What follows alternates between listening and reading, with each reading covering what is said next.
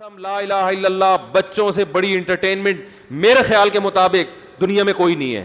بچہ اتنا انٹرٹین کرتا ہے کہ آپ کی سوچ ہوگی والے کمبخت نہ ان کا اپنا خاندان نہ دوسروں کے خاندان ان کو پسند ہیں. گھر میں اگر ایک بچہ وہ جو یوٹیوب پہ آیا تھا نا پیچھے دیکھو پیچھے وہ تو ایک بچہ تھا. سب بچے ایسے ہی ہوتے ہیں. بچے کی کھلکھلاہٹ ایسا لگتا ہے جیسے ساری دنیا مسکرا رہی ہے. بچہ جب ہنستا ہے نا کھلکھلا کے ایسا لگتا ہے جیسے ساری دنیا ہنس رہی ہے مسکرا رہی ہے.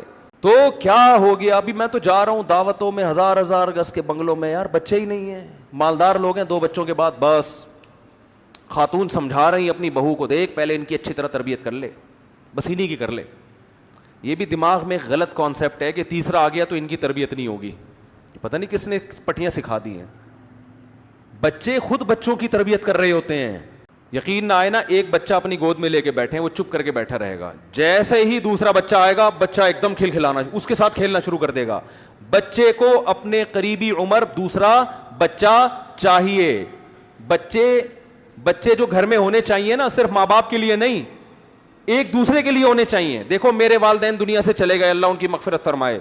آج میں اپنی باتیں اپنے بہن بھائیوں کے ساتھ شیئر کرتا ہوں. آج بہن بھائی ایک دوسرے کا ساتھ دیتے ہیں. ہم 7 بہن بھائی ہیں الحمدللہ.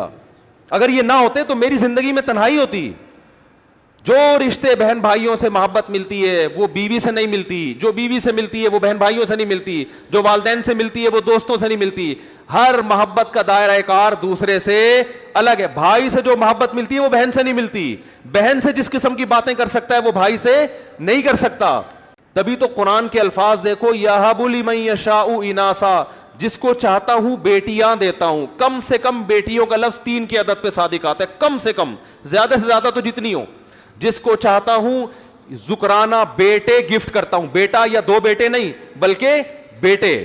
کم سے کم کتنے؟ 3. او یزوجہم ذکرانا و اناسا، جس کو چاہتا ہوں بیٹے بھی دیتا ہوں اور بیٹیاں بھی گفٹ کرتا ہوں. گفٹ کے لفظ استعمال ہو رہا ہے، یہ پینلٹی نہیں ہے. اولاد اللہ کی طرف سے گفٹ ہے، تحفہ ہے. خدا جس کو تحفہ کہہ رہا ہے، تم فیملی پلاننگ والوں کی باتوں میں آ کے اس کو جرمانہ کہہ رہے ہو. اس کو آپ کہہ رہے ہو کہ یار یہ ذمہ داری میرے کھوپڑی میں آ کے پڑ گئی ہے. یہ کیسی فضول بات ہے کہ نہیں؟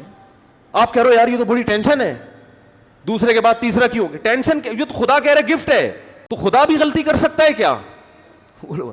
لیکن آپ کا ذہن فیملی پلاننگ والوں نے علماء کا ذہن خراب کر دیا ہے. علماء وہی باتیں کر رہے ہیں، وہی گنتیاں جو دنیا پڑھ رہی ہے گنتیاں.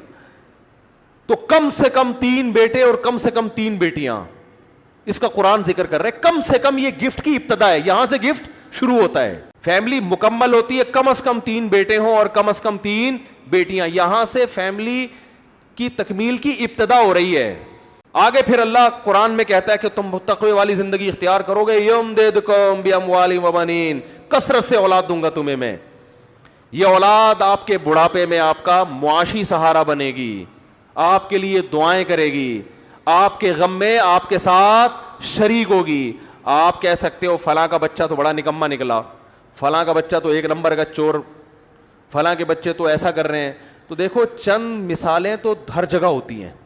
یہ ایسا ہی ہے، فلاں ڈاکٹر سے علاج کرایا تھا تو بندہ مر گیا. اس کا مطلب یہ تھوڑی ہے کہ ڈاکٹر غلط ہوتے ہیں. یہ تو اللہ کی قدرت ہے کہ جو چیز کامیابی کا ذریعہ ہے بعض دفعہ اللہ اسی کو ناکامی کا ذریعہ بنا دیتے ہیں. جیسے بیٹا بعض دفعہ باپ کو قتل بھی تو کرتا ہے، لیکن ایسے واقعے لاکھوں میں ایک ہیں، ایسے کروڑوں ہیں کہ بیٹے کی وجہ سے باپ کو قتل نہیں کر سکے.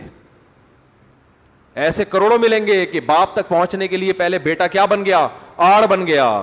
لیکن ایسے لاکھوں میں ایک ملیں گے کہ بیٹے نے باپ کو، اب بیٹے نے کہیں باپ کو قتل کر دیا اور آپ کہیں واہ بھائی واہ، مفتی صاحب کہتے ہیں اولاد نعمت ہے، فلاں میں تو بیٹے نے باپ کو قتل کر دیا. تو مفتی صاحب آپ کو کہیں گے کہ بہت سے بیٹے ایسے ہیں جن کی وجہ سے ان کا باپ کیا ہے؟ محفوظ ہے.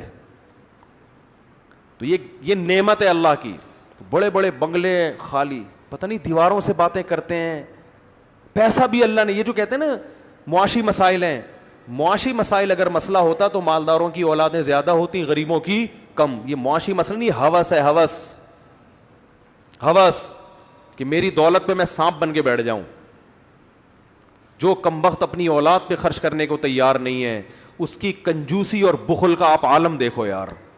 اس سے بڑا دنیا میں کوئی کنجوس نہیں ہوا, جو بچہ نہیں پیدا کر رہا ہے کہ خرچ کرنا پڑے گا اس کے اوپر. تو یہ جو لوگ کہتے ہیں نا یونائٹڈ نیشن کا ایک بہت بڑا مسئلہ ہے کہ آبادی بڑھ رہی ہے. میرے اس بیان پہ کسی نے کمنٹ کیے تھے, اب مفتی صاحب کو دیکھو کیا ہو گیا, ان مولویوں کو دیکھو, اقوام متحدہ تو پریشان ہے کہ دنیا کی آبادی کیا ہو رہی ہے, اتنی بڑھ رہی ہے, اور اس مولوی کو دیکھو کیا باتیں کر رہا ہے. اقوام متحدہ بالکل بھی پریشان نہیں ہے, آپ کو غلط خبر ملی ہے. یونائٹڈ نیشن اس سے پریشان ہے کہ آبادی جتنی گروتھ ہونی چاہیے اتنی ہو نہیں رہی ہے. بہت مشکل ہے. بچوں کا جو گروتھ ریشو ہونا چاہیے وہ دنیا میں بہت خطرناک حد تک گھٹ گیا ہے. یونائٹڈ نیشن اس سے پریشان ہے. آپ کہیں گے پھر ہمیں کیوں فورس کیا جا رہا ہے کہ بچے کم پیدا کریں؟ ہمیں اس لیے فورس کیا جا رہا ہے کہ وہ سمجھتے ہیں یہ نکمے لوگ ہیں, یہ ہمارے لیے مسئلہ کریں گے بعد میں, وسائل پہ یہ قبضہ کر لیں گے, تو وہ چاہتے ہیں کہ عالمی طاقتیں جو ہے ان کا گروتھ ریشو بڑھے تاکہ وہ ہمیں غلام بنائیں. ان کو پتا ہے کہ ہمارے پاس سب سے بڑا ہتھیار آبادی ہے. آبادی کا ریشو بڑھ گیا تو وسائل کس کے ہاتھ میں آ جائیں گے؟ ہمارے ہاتھ میں آ جائیں گے. ان کی نسلیں ختم ہو رہی ہیں تو وہ اپنی بڑھا رہے ہیں, دوسری طرف ہماری گھٹا رہے ہیں. وہ کہتے ہیں ہماری نہیں بڑھتی تو ان کی تو گھٹاؤ نا کم از کم. وہ اس بیس پہ ہمیں گھٹانے کی کوشش کر رہے ہیں, ورنہ آبادی یہ دنیا کا مسئلہ نہیں ہے. بی بی سی کی خبر ہے, میں نے خود پڑھی ہے کہ یونائٹڈ نیشن پریشان ہے کہ دنیا میں گروتھ ریشو کیا ہو رہا ہے, جتنا بڑھنا چاہیے اتنا نہیں بڑھ رہا.